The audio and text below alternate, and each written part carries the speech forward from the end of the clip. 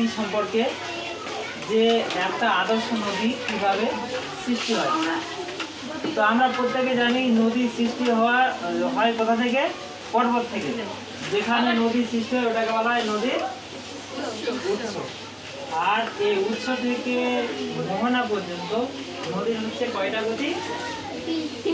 তিনটা গতি। একটা হচ্ছে 1 নম্বর উচ্চগতি, 2 নম্বর মধ্যগতি, আর 3 নম্বর হচ্ছে নিম্নগতি।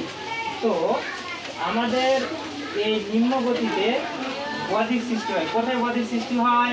নিম্নগতিতে। নিম্নগতিতে বদ্বীপ সৃষ্টি হয়। আর এই যে বদ্বীপ সৃষ্টি হয়েছে এটা হচ্ছে যেখানে মিশে, নদী যখন কোনো সমুদ্রে গিয়ে মিশে এটাকে কি বলে? নদীর মোহনা। মোহনা বলে।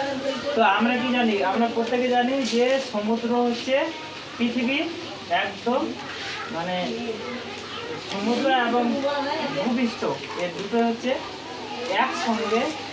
আমরা যখন কোনো উচ্চতা মাপি তখন আমাদেরকে সমুদ্র পৃষ্ঠ থেকে সেই উচ্চতা ধরতে হয়। তার মানে সমুদ্র হচ্ছে 0 মিটার, তাই না?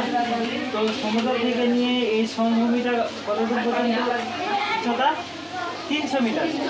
তাহলে 0 মিটার থেকে নিয়ে 300 মিটার পর্যন্ত এটা হচ্ছে নদীর কি মোহনা কেন হবে? এটা হচ্ছে সমভূমি। 300 মিটার এটাকে হচ্ছে সমভূমি বলে। সমভূমির উচ্চতা কত হবে? খুব বেশি হলে 300 মিটার হবে। এবার 300 মিটার থেকে নিয়ে 900 মিটার পর্যন্ত এটা হচ্ছে মালভূমি। আর 900 মিটার থেকে একদম আমাদের মাউন্ট এভারেস্ট, পৃথিবীর সবচেয়ে উঁচু অঞ্চলটি কত মিটার উঁচু? 8848 মিটার উঁচু।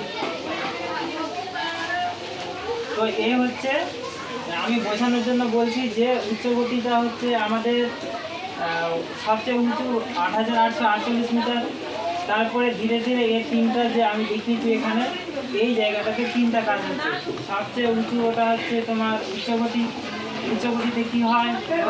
ক্ষয় কাজ হয়। তারপর হচ্ছে মধ্যগতি হচ্ছে বহন কাজ হয়। আর নিম্নগতিতে সঞ্চয় কাজ হয়। নদীর তিনটা গতি, বুঝতে পারলে? হ্যাঁ। আর ওই পর্বত বা পাহাড় থেকে বরফ গলা জল বয়ে এনে নদীর সৃষ্টি করে।